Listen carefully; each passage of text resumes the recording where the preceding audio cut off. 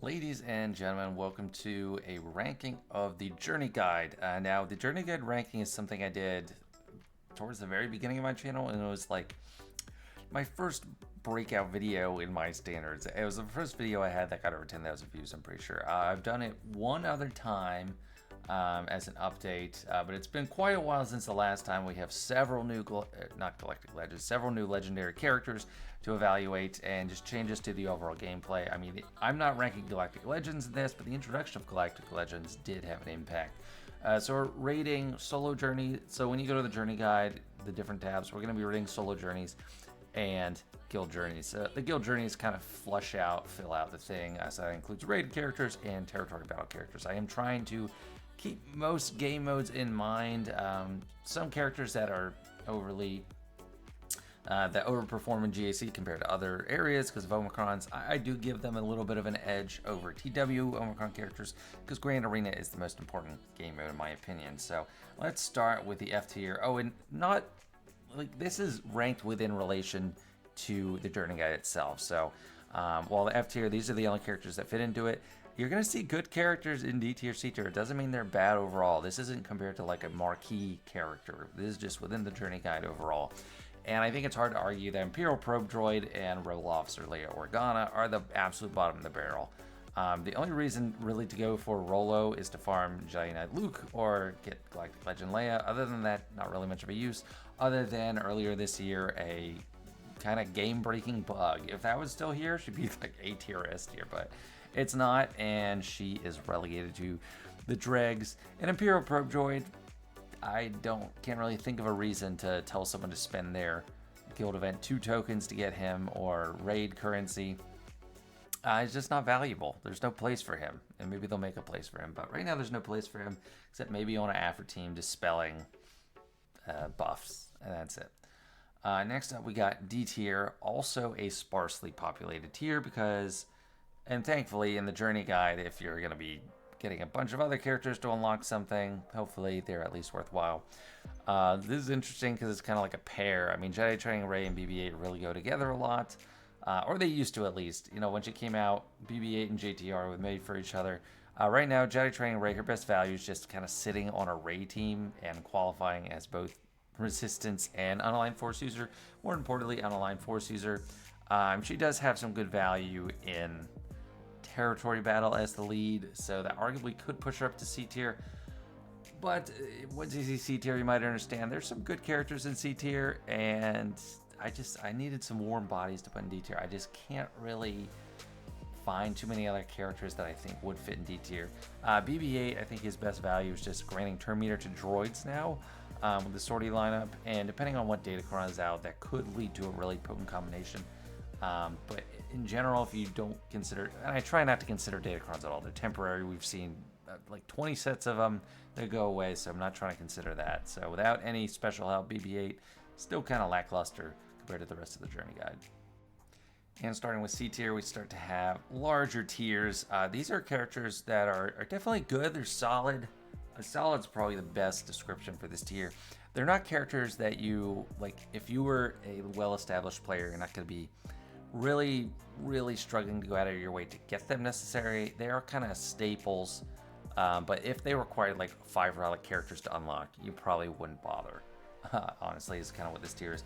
Yoda has fallen a lot since like the first time I did this ranking, and he is strong. He does do good damage, but I think it's kind of his best value right now, in my opinion, is in Conquest, getting different buffs spread around. Because he's too flimsy to keep up with the rest of the Jedi faction or the Galactic Republic faction. But he does have some utility, so he is pretty nice. Thrawn, Fracture is not what it used to be. If you could still fully fracture Galactic Legends, he would be way higher. But he is interesting. He's a good character. Fracture is still valuable because there's still tons of overpowered non-Galactic Legend characters that he can lock down. And he finds a lot of play on the Lord Vader team. Definitely in a much more backseat supporting role. Ki-Adi-Mundi, definitely strong, but without the Lightspeed bundle for him, no one's really going for him or getting him anymore because it's not worth it for a guild to do light side GOTV just to get Ki-Adi-Mundi. He's nice. He's a nice slot in on a Qui-Gon Jinn team or Keller and Beck team in DW, but overall, not super compelling. C3PO, he's pretty cemented on a CLS team. One of the early appeals of him was his flexibility and all the different tags. He has tons of tags, but really it kind of just got triple distilled down to he's part of CLS. He's not part of other teams. Beskar Mando, I'm trying not to look at ships here because most of these characters don't have ships. Like most of the Journey Guide characters don't have a ship. Bam does, and it is a great ship, but I'm trying not to consider that. But he is a solid character. I mean, he finds a place with Bo-Katan Mandalore. Other than that, he's not really leading a team on his own. You don't really see Bam lead teams anymore. He's supporting a role for, maybe a Scoundrel team, a Fennec Shan team taking on Lord Vader in the lower leagues, or in TW, lower TW. But kind of the biggest value for him, I think, is the permakill quality of the Whistling Birds. But the preservation, Wonder of the Force is pretty great too. Padme, I mean, she's C tier. I put her, she might seem a little higher than others, or higher than she should be compared to others. For some people, because you don't really use Padme a ton anymore as a lead on her own, but she does have a really strong leadership. If you don't have JMK and you're running like the best Galactic Republic team you can have with like Cat, she really does a lot. She can really kick butt. But her mechanisms are awesome. The avoiding all crits and detrimental effects, I think that's still really valuable. So that's why she's top of the C tier, but not quite cracking B tier. And who is cracking B tier is R2-D2 is jumped up a lot higher from the last time I did this ranking because of Galactic Legend Leia. So with Galactic Legend Leia, he is really strong. And I mean, it is entirely dependent on Galactic Legend Leia. So it's kind of an asterisk to it. But if you just have Leia and R2-D2 left on a team, there's not many even 5-man teams that can handle that. Does a lot of damage with that team. Very valuable utility player. With the cleansing from critting and the stat sharing. The cleansing from critting has been the ability that stands the test of time longer and has kept its value much longer. General Kenobi, he is a great tank. He's cemented on JMK right now, and he is super solid, and he is one of the other characters that has a ship. So if we're considering that, maybe he boosts up a little bit because Negotiator is awesome. But as a tank, he can fit anywhere. He doesn't have too many call-outs to specific factions. There are some call-outs to Galactic Republic and like Anakin. I think Anakin's in there. But for the most part, you can put him on any team. And on my small Gotex account, he has been super valuable to have in Relics. Palpatine, he's a little high, in my opinion. I think just by popular vote, everyone thought Palpatine needed to be higher than I was. I put him in C tier at one point, and I think there was an uproar in the comments. So I kind of concede to that. Him and Mara Jade are fantastic, especially with Starkiller. And, I mean, he's just a super valuable early game character as well. So a lot of these are more accessible down here. Like, none of these are relic requirements for unlocking. But Palpatine's pretty awesome, so I'm fine with the B tier there. Chewbacca, I have him lower than Han, so I gotta talk about Chewbacca and Han in the same breath. Han's biggest value that Chewbacca can't touch is just attacking first and stunning.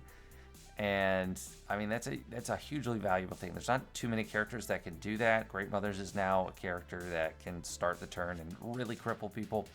But if I could have one without the other, I'm going to take Han, so that's why he's slightly above. But Chewbacca is still really nice. That the healing and the dispelling and the tenacity down, still quite valuable traits. And then Grand Inquisitor is sandwiched kind of in the middle here. He is good. Wouldn't say he's quite A tier, because if you take away Reva, he can't really do too much. That being said, when you do have Reva in there, she really needs him. He is the Robin to her as Batman, but without Batman, no one really cares too much about Robin. I mean, in TW, he's even a lot better. I mean, Ready to Die Omicron is crazy. I even got it as someone that doesn't have a ton of TW Omicrons. But yeah, really nice. Aphra, she's kind of lower in value, but she is one of these newer unlocks. She does require relics, which you can't say of any of these other characters underneath her. So she's kind of the lowest of that class, in my opinion, but she is still pretty good. I mean, she can, in the right setup, she can take out Jabba, which is a rare thing. And she does go first in GAC as long as she has her right comp, which is pretty valuable. And she still has play. Like, she's usually one of the teams I end up using on offense or defense in Grand Arena. which with the state of conquest units, Journey Guide is not all that there is. The conquest units are crazy good. And then Watem Bor, I mean, he used to be a lot better. I always say this about him. If they didn't nerf him, then he's pushing A tier or even S tier. But right now he just passes out a med pack or back to a shield generator, and that's his main value.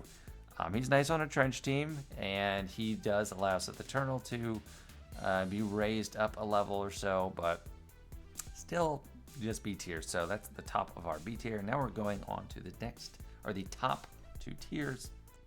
And for this iteration of the Journey Guide ranking, I kind of did a redefinition of what the A tier is and the S tier is in my mind, because there's plenty of new characters that would fit in either. And the new character we see here since the last time I ranked is Jedi Cal. So he's at the top. Let's talk about the bottom now. I'll talk about Traya, Revan, and CLS in combination. So Traya is, yes, she's basically only good in Grand Arena, but she is so good in Grand Arena, the most important game mode, that I give her a bit of a bump from that. Because she is one of the teams that consistently draws a Galactic Legend, no matter what season it is, no matter if there's like a Sith Datacron or not, just perennially valuable. So I give her the nod with that, and having Isolate is pretty unique, and if you're creative, can have a lot of flexible applications. CLS, if I were to, so on my little account, I did start the new account this year and saw the game from the ground up once again. If I was going to pick one team to have, in the beginning, I would like to have a CLS team over a Revan team, but CLS also is really leaning on Han for that, Han and Chewie. So that Han and Chewie, he is way less valuable, and I think Revan has overall individual value than him. With the flexibility, the turn meter swap, he doesn't even have to be lead anymore, and the high end of the game he rarely is. The mark is a unique value to it, where he can pick any one, mark him down, save your mechanic, just really valuable in his own right. So I do think that merited going over CLS. Now Darth Revan, his evil self-twin, is a little bit higher than the rest of them, because I still just have put such value in the AoE fear. The amount of damage he can scale for his team is awesome, and the death mark has repeated value. It keeps finding new value even in these crazy new metas with insane teams. Getting any character below half health and inflicting death mark is a mark. I'm trying to think, like a trademark value or trademark move of Darth Revan, and I think that is so valuable. And the Jedi Knight Luke, Malak, they're close together. I put Malak just a little bit over Jedi Knight Luke, because Malak is more of a character you have to deal with if it's on defense, and it can cause a lot of problems. I mean, the consistent fear is the big value there. He's got big damage potential. Jedi Knight Luke, on the other hand, they're both really valuable in assault battles too. Like Jedi Knight Luke can facilitate getting to a challenge tier 3, so can Malak. So they're kind of equal in that regard. It's just I think Malak has more lasting value than Jedi Knight Luke. But, you know, for territory battle, Jedi Knight Luke is probably more valuable. But ranking Grand Arena is kind of the highest value game mode, kind of gives Malak the edge. And then Jedi Cal, potentially overrating him. I'd like to hear thoughts. I could not give him the S tier. I just couldn't really do it. And some of these rankings might conflict a little bit with my top 25 ranking. Because when I'm thinking about it in this different scope, I kind of am thinking of the value of the Journey Guide character, not explicitly, but so like I think Jar Jar is higher than Cal, whereas in my top 25 ranking I didn't do that, and maybe that's just me being fickle. But I mean, he's really nice. He's a Swiss Army knife for any Jedi team. The amount of passive boosts he gives, in addition to that insta kill, armor shred, and the active qualities is inflicting armor shred, the insta kill, Terminator swap, cleanse, all that stuff. But he has passive boosts to the team as well. Reducing the offense of the enemy team for his stacks is incredibly valuable. So I just gave him the non A tier, and you need him for a couple special missions in TB. And yeah, but he is the lowest ranked among the new characters that are new to this list, which we will see in the S tier. And that S tier starts with Jar Jar. So Jar Jar is largely representative of the Gungan faction here, because it's only 5 character faction. It revolves around him. You just need the Gungans to unlock him, and then you're good to go. He just has some... I mean, the Gungans and Jar Jar with them just have some classic value. They can take out Balin's Skull without any kind of specialized Datacron help. Even though he has it, Balin does. Just the shield generator mechanic is really creative. Jar Jar can dole out death marks like nobody's business. He has 1 in 10,000 chances of crazy things happening. But the debuffs he throws out, frustration is just that. Is extremely frustrating. Lots of damage, lots of assists. He's just great. And right now we're running the Naboo Raid is the current active one, so he has higher value there. But I just thought Jar Jar did deserve a nod to the S tier. Starkiller as well. I mean, heavily Grand Arena, but thanks to Juhani Omicron, he's also valuable in TW. So there's a couple game modes he's nice in, and he's not bad in TB too. Like when I use him, I have him at high relics, so I use him a lot with either a Lord Vader team or a Supreme Dark Kylo team, and he's surprisingly durable, resilient, versatile, and he gets his. He just, I don't know, he does a lot of damage. The AoE on the basic is applicable in every game mode, so he is elevated in GAC, but in all game modes, he is still a tough character. So put him in S tier. Then we have Bo-Katan Mandalore, and she has great value for taking down Lord Vader in Grand Arena. Outside of Grand Arena, I'm kind of at a loss for what her best value is. I mean, sometimes she can beat Gungans, but a lot of times they have her number outside of Grand Arena, so Gungans are more flexible outside of their native game mode in that regard. But Bo-Katan's still just a really tough character. Doesn't need her full... like in 3v3, she's still quite valuable on defense and offense, because a lot of people don't know how to handle her on defense. But yeah, she's one of these newer characters. I did think she belonged in S tier. I didn't quite give her the nod over General Skywalker. People consistently think I overrate General Skywalker, but even when I look at those arguments, I still keep him high. Like the amount of stuff he can do, because I take all those arguments in, I process them, and I still think, no, I think you're missing something. I think he has great value. So let's just talk about him as a leader. I mean, yeah, valuable in any game mode. No Omicron dependency here.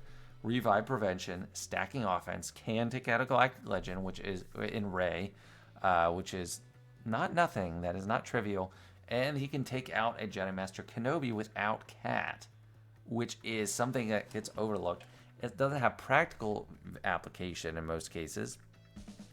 Well, it can in the lower leagues, but just that fact, that potential is worth noting. And even if he's not in the lead, the things he can do that no one else can do, or that mostly no one else does, are super valuable. Max health reduction other than GLs. That continues to be a valuable thing.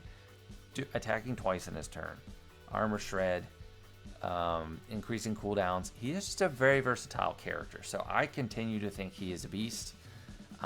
Even if the practical application of him is a little bit more limited from time to time. But he's just really versatile in every game mode, so that really gives him a boost for me. Then Balin Skull. Balin Skull's the only character on this list that I do not personally have and I haven't used, but facing him on defense and seeing what he can do on offense, I am putting him in the higher S tier. Now, this is could be jumping the gun a little bit because we haven't seen him without his overpowered Whale Cron that's specifically tailored for him. But I have confidence that he will remain a higher S tier character. But we'll see. Whenever I come back to this ranking at some point, I might know better. And then Reva, I mean, she's top of the S tier. She's the only one that can reliably take out multiple Galactic Legends. And if you see her on defense, it's like you can't just throw a Galactic Legend at her and feel safe. I mean, there's plenty that aren't going to really do well. They're JMLs, Sith Eternal. It's a big deal. I mean, when she came out, people thought it was a mistake how powerful she was, thought a nerf was imminent, but a nerf never happened. I mean, she's crazy. Her death marks in JC go out like crazy. Getting Grand Inquisitor a turn 1 bonus, or like an immediate bonus turn, super valuable. Just tons of damage, 3 lives. Just what she can do. It's unmatched in the Journey Guide. And she's probably the hardest to get. It takes a whole guild coordinating for months to get it done, and everyone has to work hard and like before that and have Grand Inquisitor. So she is probably the least accessible character on this whole list. I mean, if a new player comes in, they want to make it their goal to get one of these characters, it's a lot easier to make sure that happens than getting a Reva, unless you just totally get carried in a super good guild way above your pay grade. But I think that's it. I think that is my journey guide. It's a little top heavy, which I think it should be in the journey guide, because they are legendary characters, but we do have some crappy ones anchoring the bottom. But let me know what you think. I'm sure there's plenty of disagreement, but plenty of people would agree. I do enjoy doing the journey guide ranking, and yeah, thanks for watching. See you later.